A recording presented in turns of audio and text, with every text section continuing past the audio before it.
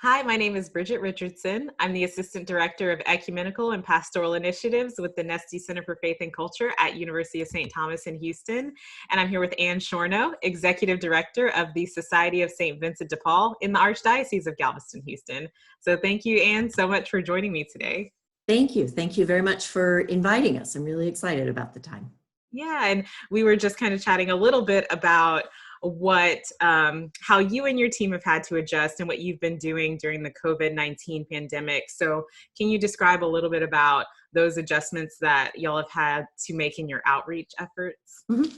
So I think, we start with what the mission of the Society of St. Vincent de Paul, and really kind of a key element of what we do is to bring men and women together to grow in spirituality through service. So we talk about three essential elements. They're spirituality, friendship, and service. And it's really through the first two that we're able to do the third. And so I often think of it's not as much about what we do, but how we do it and what spirit in which we do it. And so much of what we do is, it's part of our own faith journey, regardless of what your faith is, we're all on kind of a journey in terms of how we live our lives. But it's through those experiences and really learning to put away judgment, to look for the dignity of each individual person, to look at everybody as a child of God. And so person has always been so critical to us. So we do home visits. We really, all of that is just kind of a key part of who we are. And that was turned upside down with COVID because person to person just doesn't exist. It doesn't exist behind a mask, behind gloves, 6 feet apart. So we've had to learn to do home visits in new ways. I'll say the 6-week period from mid-March to the end of April, we did close to 800, I'll say, virtual home visits. And they've been through Zoom calls, they've been through conference calls, they've been through FaceTime. I mean, I've heard WhatsApp, all sorts of different tools people have used to meet with the people that we serve. And so that's been one aspect that we've had to change. And we've also had to change how we do a food fair and how we distribute food. I think a great example is at our Vincent Services Center on the Gulf Freeway. We normally serve 3 Saturdays a month, and we will serve, I'll say, 350 to 400 families in a couple-hour period. But we'd have 75 volunteers. You can't have 75 volunteers in today's environment. For the safety of the volunteers, the staff, everyone, and obviously safety needs to be first. We had to significantly reduce the amount of people we could use, and we had to change how we delivered the food. So all of a sudden it's, people guiding people on where to go. But, now we've distributed up to 600 families in a period of time. So we've evolved in all of our services. A lot of places that, no, this is how we've always done it, have changed and evolved. And change is challenging for all of us. So but it's been interesting watching everybody grow. And before we started this, we talked too about bringing in young people too, and young adults and college students and different people that all of a sudden become really key to our ability to be successful. They always have been key. The society started as a group of college-age students that were challenged by how they lived their faith. You say these things, what are you doing about it? And, but over time, it sometimes becomes convenient because of services and who's working and life, that a lot of times it is people who are retired. And now we've needed additional people to help those individuals. And so it's been good watching that, and then watching how people are adjusting to ways of serving, still faithful to who we are, and and still trying to find new and creative ways to just be there. I mean, we say to a certain extent, I hear a lot as people say, just the fact somebody returned my phone call and somebody's there to listen is one of the biggest gifts we can give, because it's somebody that cares. You're not just a number, you're more than that. So there's been just lots of changes. Even we normally would have conference meetings, and they would meet, twice a month, once a month, whatever that duration is. Well, they obviously physically can't meet. So now they're meeting through Zoom calls. We're connecting with our peers in other parts of the country. So it's been an interesting collaborative way to approach things, and I think we're all going to learn some neat tools from it.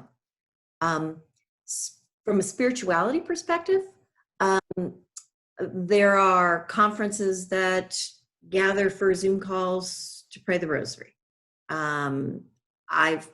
We send out a mailer once a week, and we always make sure that there are more spiritual reflections and different things for all of us. Self-care is an important part of anybody who does service. So how do you make sure you're taking care of yourself too, so that you're really able to be there and serve in the right spirit? And so we have to remind everybody that aspect. And I know it's an important part of how I need to lead, to remind people by the examples that I set. And I typically go out for a walk every morning. I've been, I think one of the neat things has been the ability to participate in masses. Some people have said they've gone to masses all over the world. They decide where they're going to go to mass this week. But I've been listening to mass on a daily basis. And that's been good for me to hear those reflections and to keep myself grounded too, as I get ready to start the day that can be hectic at times, but also very rewarding as I watch and see what everybody's been able to do and accomplish. And I'm very thankful for that. Yeah, and you mentioned how people have had to, of course you're going to get some resistance, like heels dug in, we don't want to change, but that transformation that you've seen in leading your team and leading your volunteers so that they can use their creativity to think of a better way to involve young adults. How do you see that almost as a spiritual exercise in being able to adapt to what the culture, what the world is giving you, but still have that foundational mission to serve others and to be present? How have you seen that as a spiritual exercise for the people you work with? I think one of the things we are reminded is that we all bring different talents. And how do we work on bringing out those talents of each person and being open to them and accepting that? So I think, I heard today one of the priests who I participated in mass with today talked about love and service and the importance of love and service, and that love doesn't come without sacrifice and service doesn't come without risk. And I think that really stood out for me today, because I thought about what we all are doing and the risks we all take by going out and serving at a food fair, by talking about reopening a thrift store, by all of those sorts of things are out of people's comfort zone. But I think it's really realizing we're all in different places. I'm not going to put how I view onto you. We all, I see people that are in their 70s that are looking at their grandkids going, I am fine. I can go and do this. And my parents are doing, they live in California, and And they say the same thing. I mean, they're out and they're like, I'm not sitting at home in fear. But that's up to each person. And so I think I hope this is an opportunity for everybody to learn to see the talents and gifts that each person brings, and to realize that it's that combination that makes us stronger, not the one way. Yeah, and how do you think that speaks to, the dignity of the human person, who we foundationally are as created beings? How do you see that exercising itself? I see that as I look at how we serve people, and hopefully that will broaden people's view of how they look to people without judgment, and look at everybody as we are all different, and we all are deserve to be treated as a person, as somebody who maybe has different experiences, maybe has done different things in their life, has experienced different things than you and I have experienced, but that doesn't mean they are any less of a person.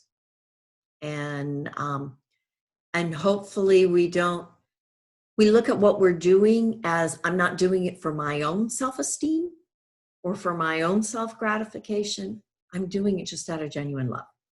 And that's where we have to get to the point that we're just doing it out of genuine love and care for others. And hopefully that will expand how we approach people in the future. Yeah, and speaking of that future, how do you see the Society of St. Vincent de Paul kind of taking this, how you did things before, how you're doing things now, and then to morph into this combination of the two that really reaches someone in a deeper way that you hope that you can get to? As anyone, anytime you have disasters, and I'll call this a disaster, people also remind us during a disaster period, it's not a sprint, it's a marathon. It's going to go on for a long time, and you have to be prepared for that. And this will go on for a long time. There will be peaks and valleys of times, and the society is usually there through the long haul, and through all of those experiences. But it also is an opportunity, hopefully, by showing what we are doing, to be able to grow the awareness of who the society is within the Archdiocese.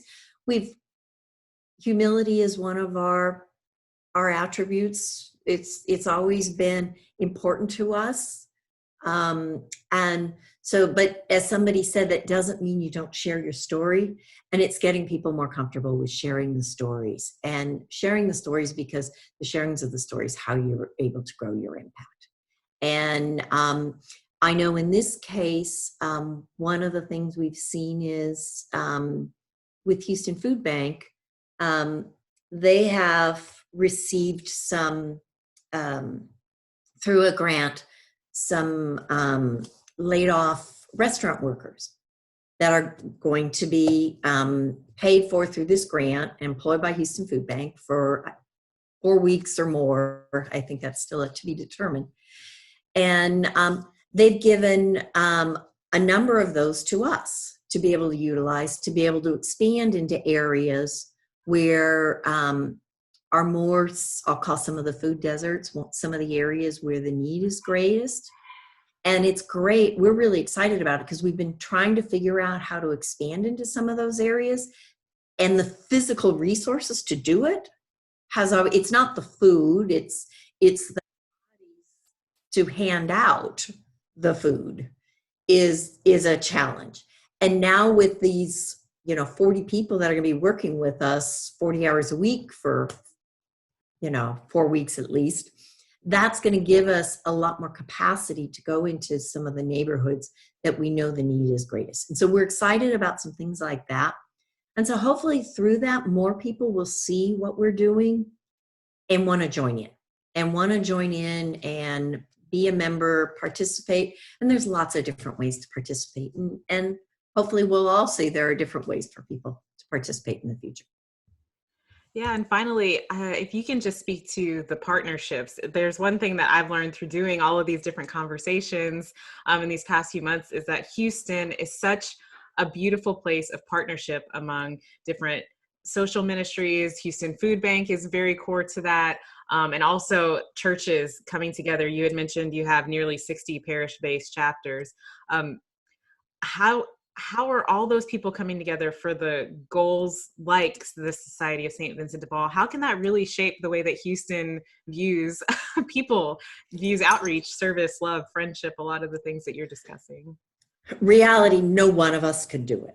I mean, there is, if you think about 30% of, people in the United States not paying their rent or mortgage in April, well, there isn't enough money to fill that gap easily. So it really does have to be from more of a collaborative effort. I mean, I met yesterday with my counterparts at Catholic Charities and San Jose Clinic and talked about what can the three of us try to do together? What, how do we try to do something even further to be able to respond to this situation in a stronger, so that we can both increase the impact, but increase the ability to collaborate together and to have more seamless interface. So we do that. We're a member of the Alliance of Community Assistance Ministries. So we participate with other faith-based community assistance groups. And so Houston is a great philanthropic area. I mean, I'm very thankful that we are in an area that is supportive, that there is a lot of resources and activities to support nonprofits.